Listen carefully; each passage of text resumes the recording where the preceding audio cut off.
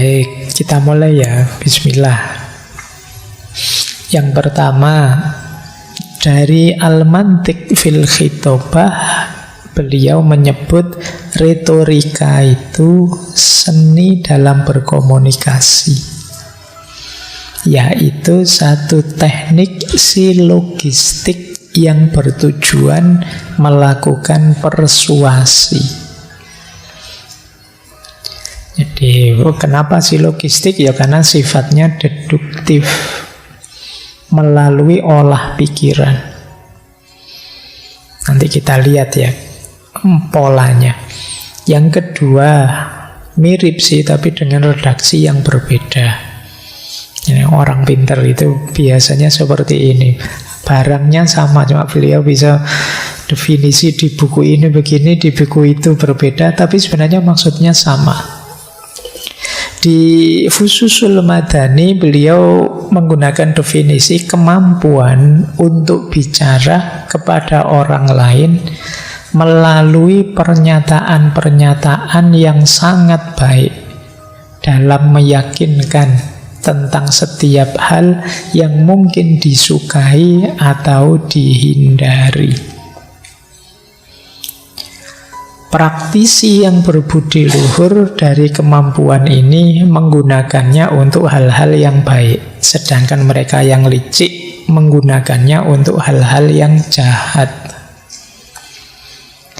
Jadi berarti mirip dengan kemarin ya kita ketemu Quintilianus yang bilang ya kuncinya di orangnya. Betapapun retorika itu alatnya. Kalau orangnya baik, dengan alat retorika, ya retorika tadi jadi jembatannya kebaikan. Kalau orangnya jahat, pinter retorika, ya retorikanya jadi alat untuk kejahatan. Jadi itulah kadang-kadang kita sering terjebak, tertipu dengan retorika yang tinggi, padahal isinya negatif. Nah, itu kecanggihannya retorika. Padahal ini negatif loh ya, tapi kok disampaikan secara luar biasa positif. Itu yang bisa begitu retorika. Jadi maka penting kalau di Plato disebutkan ya, kalau begitu retorika ini penting kita kuasai karena dia ini alat yang bisa jadi jembatannya kebijaksanaan, meskipun oleh orang sofis pada zamannya Plato dipakai untuk jembatannya keburukan. Apalagi orang buruk yang tidak sadar kalau dia buruk. Oh, itu lebih bahaya lagi karena dia mesti mati-matian menggunakan retorikanya untuk membela kebenarannya. Setiap orang merasa sebenarnya diam-diam bahwa aku itu benar, aku itu baik. Jarang orang itu yang terang-terangan secara sadar ngaku bahwa saya itu tidak baik, saya itu tidak benar. Kalau ada orang ngomong begitu, itu biasanya belakangnya dikasih tapi. Ya, saya memang bukan orang baik, Pak, tapi mesti ada itunya.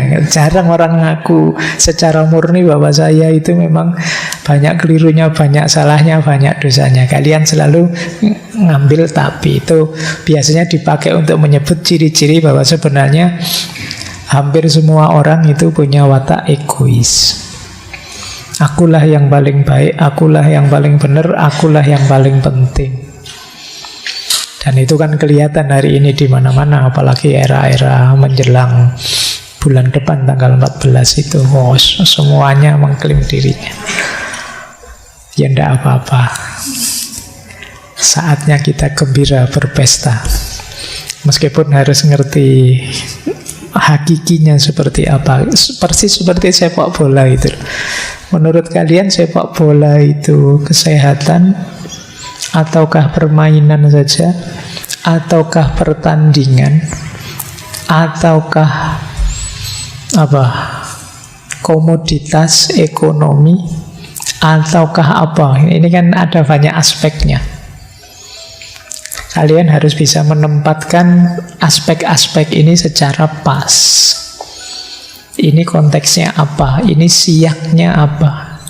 Kita membahas ini dari perspektif mana? Sudut pandang apa? Harus pas. Karena begitu meleset, ya kayak misalnya sepak bola, sudah berjuang mati-matian, itu permainan saja kok. Itu kan cuma olahraga, kalah berapapun tidak apa-apa, yang penting sehat misalnya. Sehat gimana, kakinya sampai patah, sampai jungkir balik gitu misalnya. Tapi kan memang ada unsur sehatnya, ada unsur permainannya, ada unsur pertandingannya, ada unsur komoditasnya. Nah, mungkin ya bulan depan pemilu itu mungkin juga gitu kan, kita menyebutnya pesta.